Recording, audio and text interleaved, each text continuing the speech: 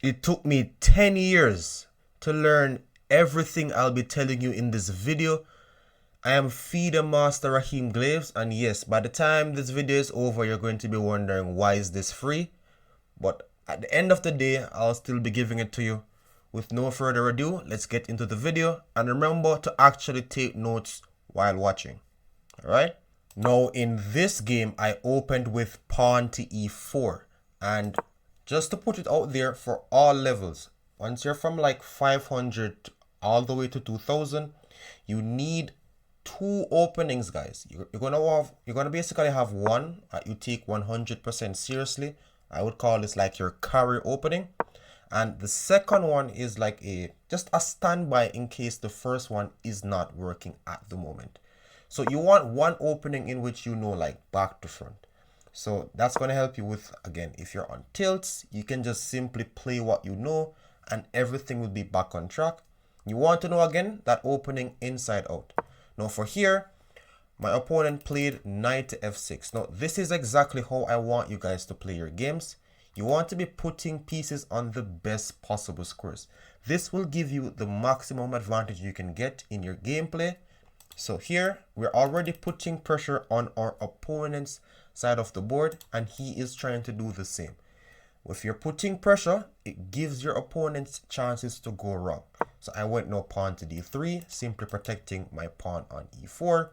And now the bishop went to c5. So this is again at a 2400 level, but this can be applied right across. So he is again putting pressure on my half, and I simply got my king to safety. So take notes, I am putting my pawn in the center, I have my king safe, and I'm looking now to get my minor pieces in the game as well.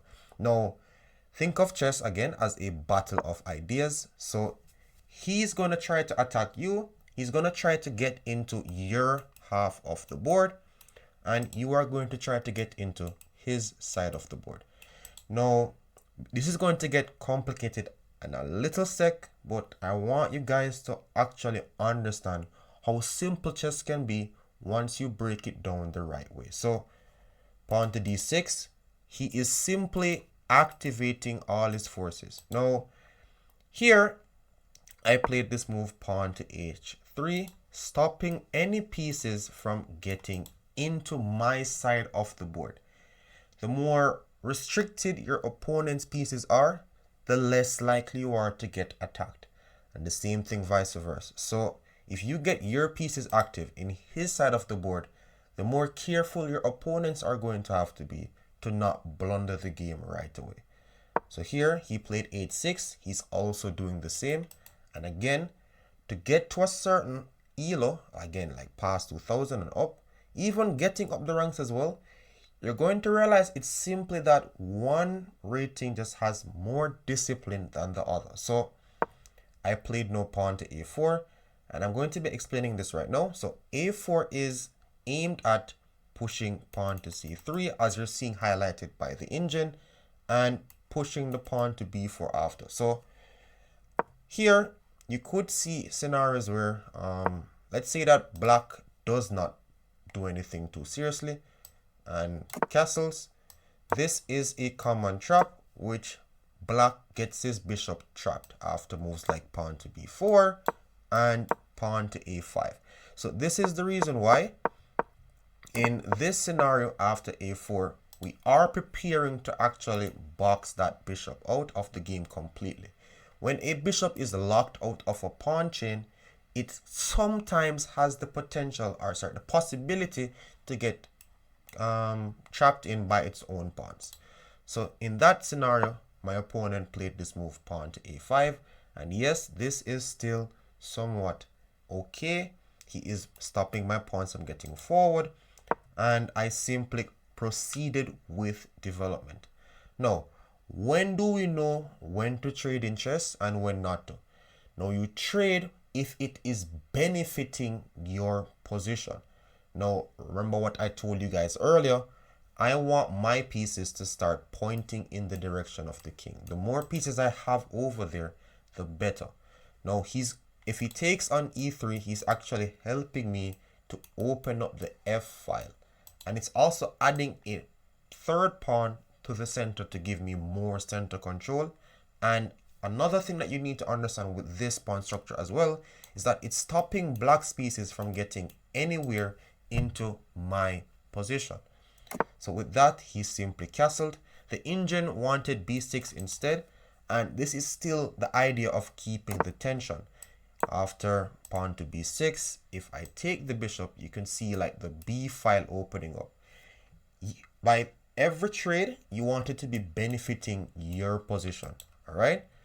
But instead, my opponent castled. I simply took. He tried the same thing. In his mind, he was aiming at opening up the d file, but this is a huge mistake simply because of my next move.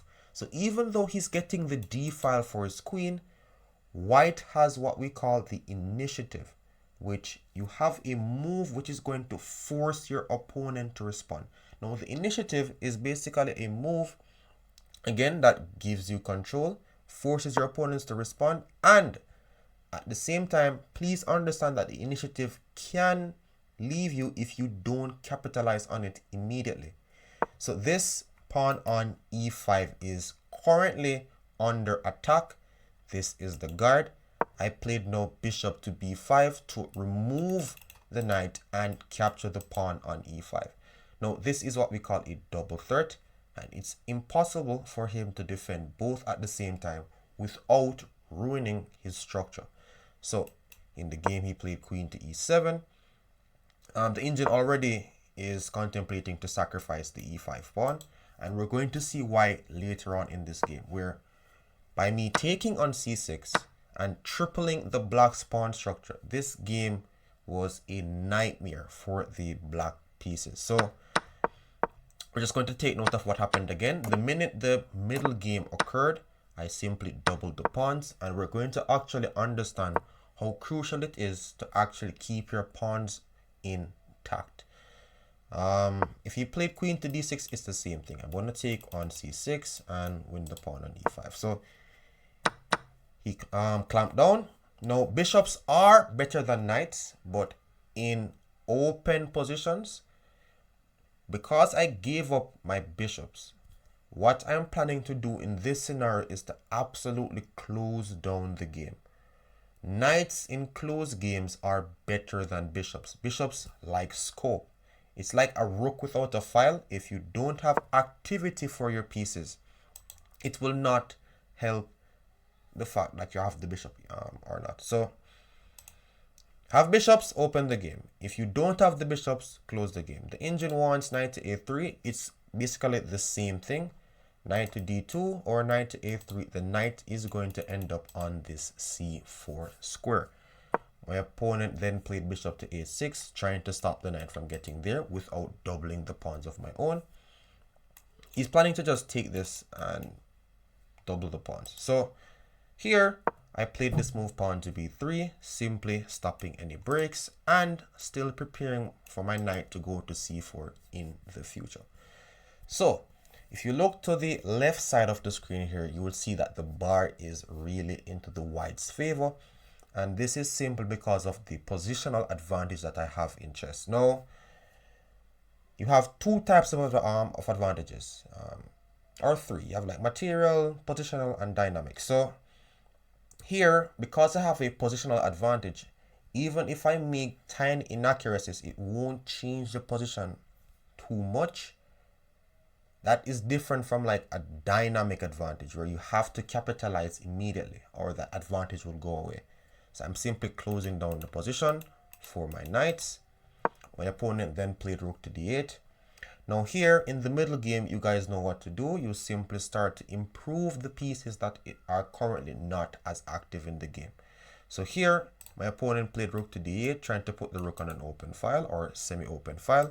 The engine wants him to already start transferring his knight to the f4 square. So what you're going to realize with professionals and again the average players is that they think in plans and not moves. So for here, obviously he sees this plan as well. It's just a matter of the move order in which he wants to carry out his piece activity. So now I played queen to c1. Now, This is again going to be an area where you guys are going to take notes. This is going to be extremely informative. So queen to c1 is now on the board, and this is where most persons go wrong in their games. They just don't know when to be patient. Now, when you have equal material on the board and there's no clear way for you to break just yet, I'm telling you guys, simply focus on piece optimization. So here, I'm not putting my queen on e2 or queen on anywhere where it's not going to be maximized. You have to have a plan for the piece. And the plan has to be attacking a weakness in black's half of the board. Now, a weakness is basically any square or pawn that cannot be protected by another pawn. All right. There are more deeper examples, but for like the basics and the general ideas, that's what you're looking on for. So for a plan for my queen could be putting it on e3 to put pressure on a weakness on my opponent's side of the board. Now I played queen to c1. As you realize, it's saying that it's a mistake, but still it's a positional advantage. So it is still 1.5. It doesn't really matter what I'm doing in this scenario. The advantage is going to stay. And I want you guys to even try to figure out what is the plan of my queen being on c1. Where is this queen planning to go? Remember, average players think in one move.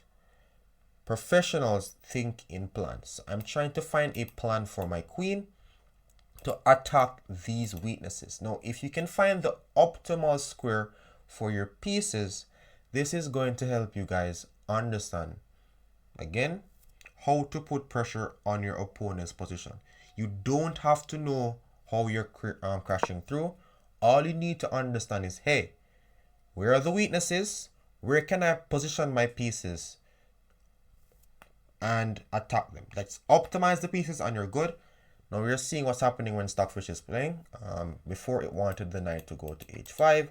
Now it wants to play passive. And this is where I'm telling you that there's a huge difference between human chess and engine chess.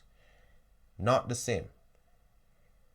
If you want to train your chess, you're going to have to learn the fundamentals and build your chess up the right way. I simply brought my queen to b2. And now he played f6. Now I told you, for weaknesses, it's basically pressure points, right? So anything that can get attacked, that's what you want to put pressure on. And it's going to be leaving weaknesses, weak squares behind. Squares that cannot be defended by pawns. And that's why this structure right here is absolutely terrible to play with. Now, what black has up his sleeve is what he's going to try to do, which is a dynamic play. Now, because I'm moving my pieces towards the queen side, we're going to go into a more complex weakness, which is like king weakness.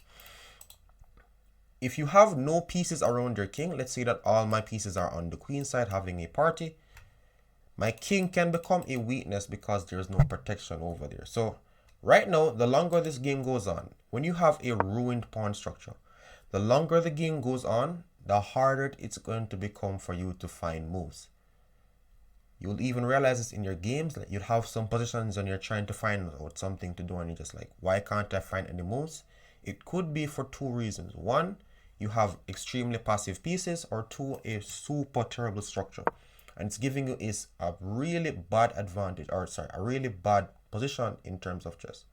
So my opponent then went king to h8, and now I went knight to h4. Now, I'm going to even take the time out to show you guys again how I think. In this position, my opponent is trying to get into my half of the board, so I simply stopped him. You don't want your opponents to be crossing your area, and you can't be able to kick them out.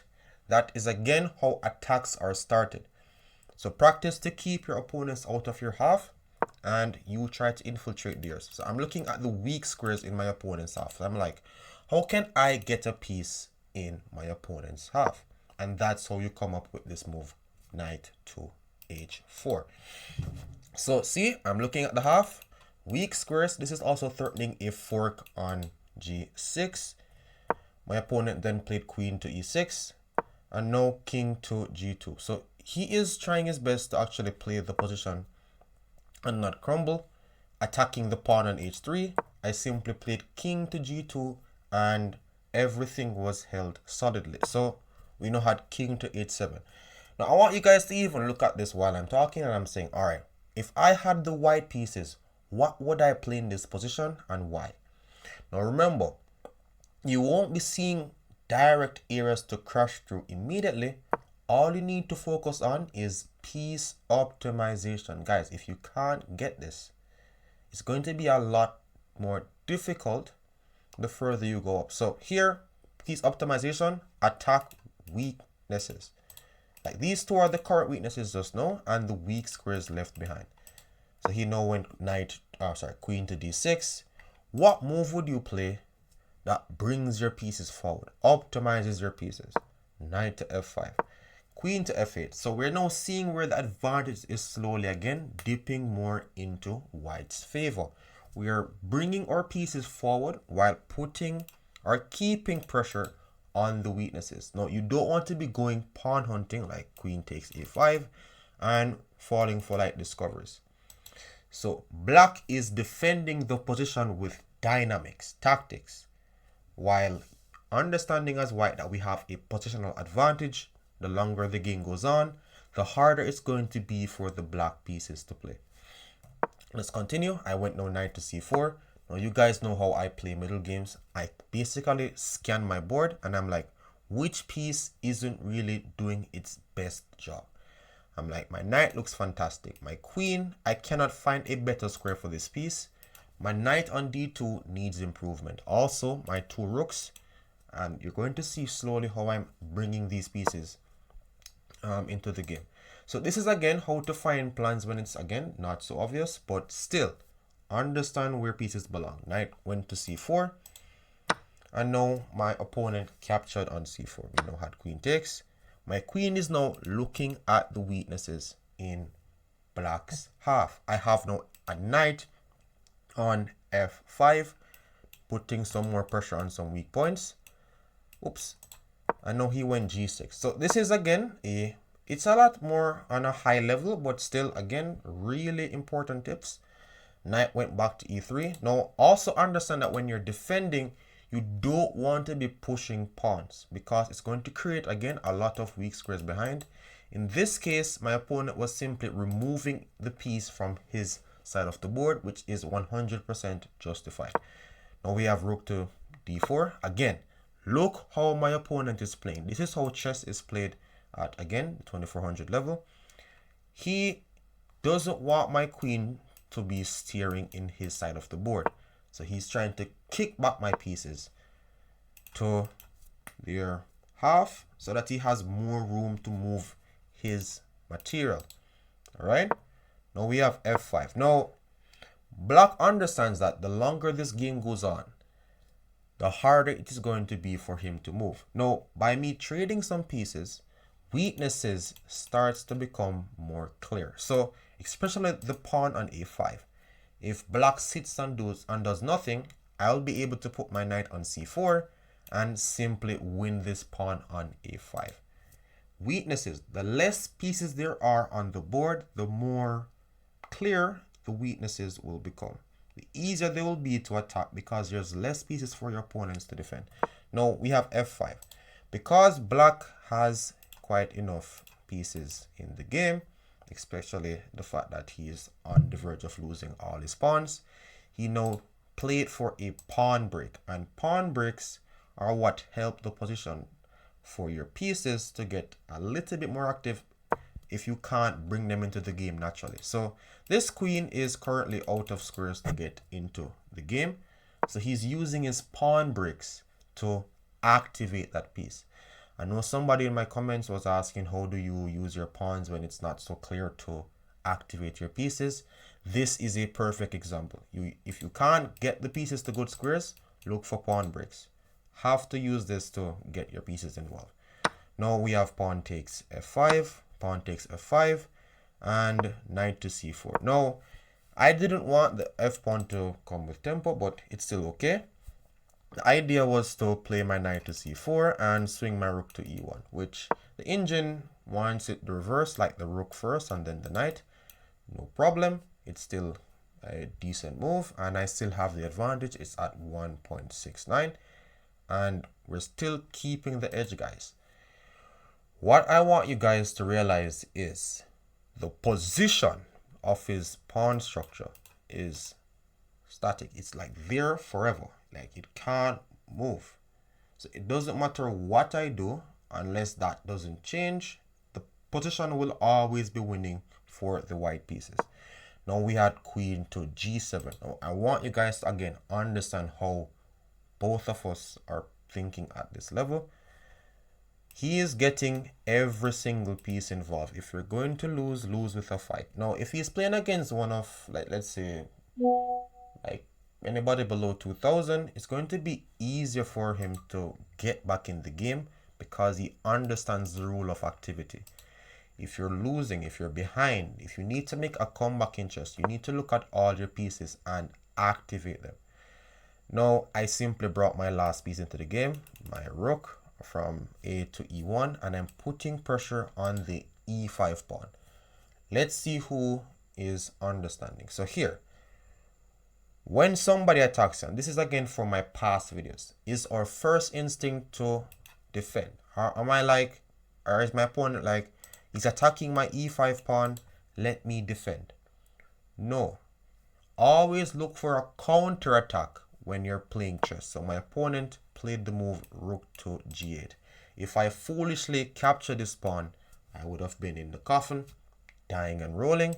Because of this move, knight takes g3, and this is a lights knockout. So remember, always check to see what your opponent is threatening before you move. He now has 3 attackers on that g3 pawn. I'm just going to put it on the board so that persons can understand that this is indeed a checkmate if you're not careful. And this is how simple a position can be lost, like from winning to loss, if you don't check to see what your opponent is threatening before you move.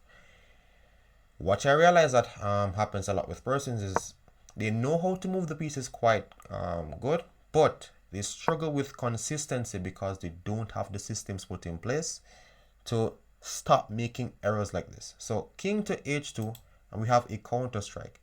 If my opponent captures on g3 now, then there will be rook to g1, pinning that knight to the queen. So the tactic simply doesn't work anymore. So we now have achieved king safety, and knight takes g3 is no longer possible. Again, because of the rook pin. My opponent, out of ideas, realizes now that the pawn on e5 is under heavy pressure and pushes this pawn to e4. Now this engine wants again for black to go on the offensive. Even though black is absolutely lost, you have to go out with a fight. So f4, I would have played g4 in the game, but nonetheless you would have been fighting. He now played e4, and I captured, and another thing that you need to understand is don't practice to be too materialistic in chess, right? If you have offside pieces, bad things can happen. Again, stockfish chess and human chess, 2 separate chess. It's not the amount of pieces you have, it is the amount of active pieces. If you win 2 pawns and you're getting checkmated, it is not going to matter. Same thing with black. I want you to realize that black abandoned all his pawns simply because he knows that him defending those pawns is a lost cause. He's trying his best to play as actively as possible. And this is how I want all you guys to play in chess. Activity is law. Now we have knight to e3 and queen to e5. So again, he's putting pressure. Now, again, the engine wants to have a way. Not saying that you can't get away with this, but if you practice this on a normal basis, you will be throwing away crucial games. If you are under time pressure, if you're not able to find the correct moves when he's putting pressure again on these areas. So queen to e5, just depending on your preference, keep things simple. He has 3 attackers over my king side. I simply got my knight over there to help with the defense. And this will make things a lot easier on you as a human. So queen to d6 and realize I have still not won any material. Masters, understand patience. You don't have to rush the position. We have a positional advantage, meaning these pawns are going nowhere. Even if he plays another 20 moves, those pawns aren't going anywhere and we're going to win them on the board. My opponent wants to get a little bit more active in my side of the board. I simply stop that with rook to e2. And what am I looking for here? I'm like, my rook on f1 isn't doing anything. You could be looking to double up on the e file. Remember, every single piece has to play. This man has the worst pawn structure ever, and still he's using all his pieces and putting them on the best possible squares. This is again who I want you to play. He's out of moves. He tried to lash out with pawn to c4. I took, and then c5, and I simply doubled my rooks on the e file. So again, just take notes. Every single piece is in the game. Once you get this, chess will become a lot better, more consistent. All right. We have no queen to e6. Queen takes a5. Now, because I have sufficient defense, the rook has been blocked out with his activity. The weaknesses are under pressure. I simply captured on a5 now. And after queen takes c4, the game didn't go much further after this. He's low on time. Queen takes c5, rook blocks, queen to c6, putting more pressure. But again, he's way low on time and everything started collapsing. Queen takes here, the knight, and obviously the minute you blunder one stuff, like, you start losing the whole house. And this was the conclusion of the game. Now remember, patience, understand weaknesses, pawn structures, everything in general.